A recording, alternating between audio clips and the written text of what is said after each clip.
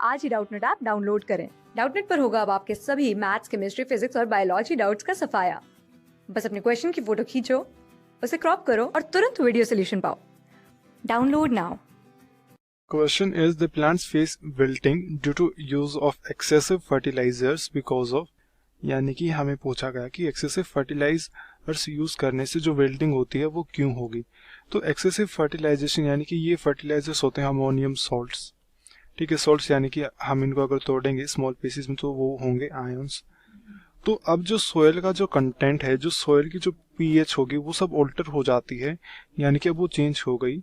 और इसका जो सोल्यूट कंसंट्रेशन होगा वो भी सोयल का जो सोल्यूट कंसंट्रेशन, क्योंकि अब उसमें हमने सॉल्ट्स और डाले हैं, पोटेशियम सॉल्ट्स हो गए, सल्फेट सॉल्ट्स है, नाइट्रेट सॉल्ट है, हमने वो डाले हैं।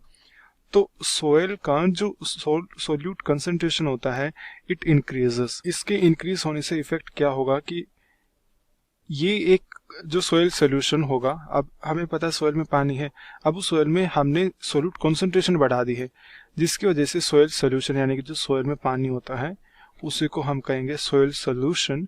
उसमें सोल्ट्स की अमाउंट बढ़ जाती है, जिसकी वजह से जो सोयल सोल्यूशन है इट बिकम्स हाइपरटोनिक।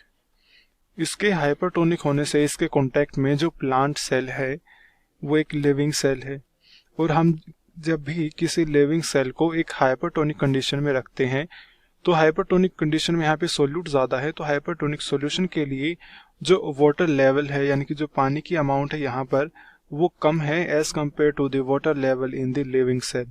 तो लिविंग सेल में जो पानी की अमाउंट है वो ज़्यादा होती है, और पानी हमेशा मूव करेगा from an higher concentration area to an lower concentration area.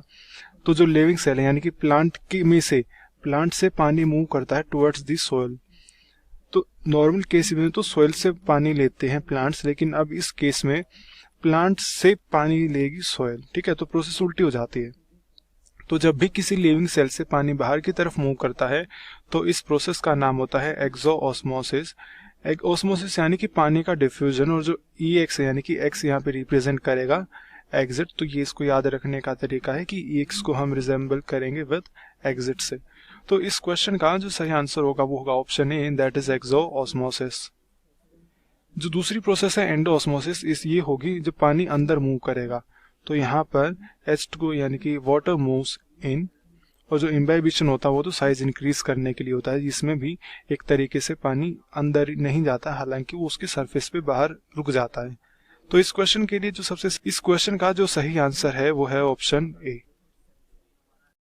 Class 6 से 12 से लेके नीट, IIT, JEE मेंस और एडवांस के लेवल तक 10 मिलियन से ज्यादा स्टूडेंट्स का भरोसा। आज ही डाउनलोड करें डाउटनेट ऐप या व्हाट्सएप कीजिए अपने डाउट्स 8400 400 400 पर।